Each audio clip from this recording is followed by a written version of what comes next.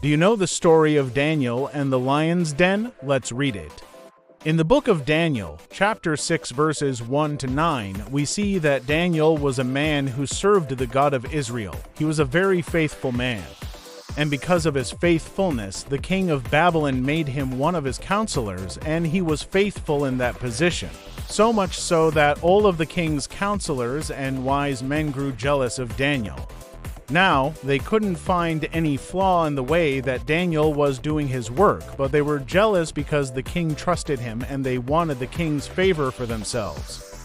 So, what they did was this. They went to the king and they said, "Hey, look, this Daniel guy is a problem.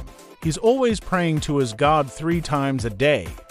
He's not even praying to you." So the king was a little bit annoyed by this, but he liked Daniel.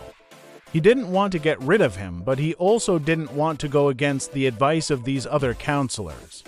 So, what they did was they convinced the king to make a law that for 30 days, no one could pray to any god or man except the king. And whoever broke that law would be thrown into the den of lions, a den full of hungry lions. Can you imagine?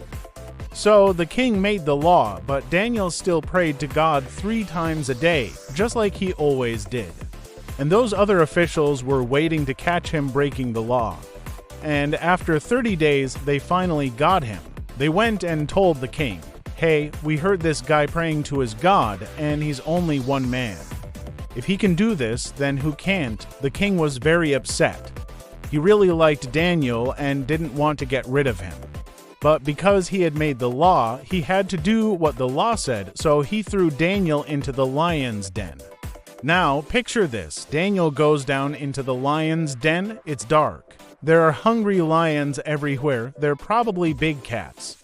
I don't know if they purr or not, but they're probably growling. And Daniel goes down there, and he's totally alone. What a scary situation to be in, but Daniel kept on praying. And then in verse 22, we see that an angel of God came and shut the mouths of the lions, and they did not hurt him at all. And at dawn, the king came running to the den. His heart was heavy because he thought he was going to see Daniel's body torn to pieces, but instead he saw Daniel there, and he was so happy. So he ordered that Daniel be taken out of the den, and that all of his friends come to see him because they had all conspired against him and wanted him to be thrown into the lioness den. And guess what? The king gave all of them the same punishment that he had given Daniel. They were all thrown into the lion's den, and all their children and wives were killed. That's how bad it was. But the king honored God because he knew that Daniel hadn't been torn to pieces by the lions. And he gave an order that throughout his entire kingdom, everyone should honor the God of Daniel as the living, true, and eternal God. So, what's the lesson here? God is in control, even when things look really scary and you feel like you're totally alone. God is in control. And sometimes God allows us to go through difficult situations to show us that He is in control. This has been your host. Until next time, God bless you.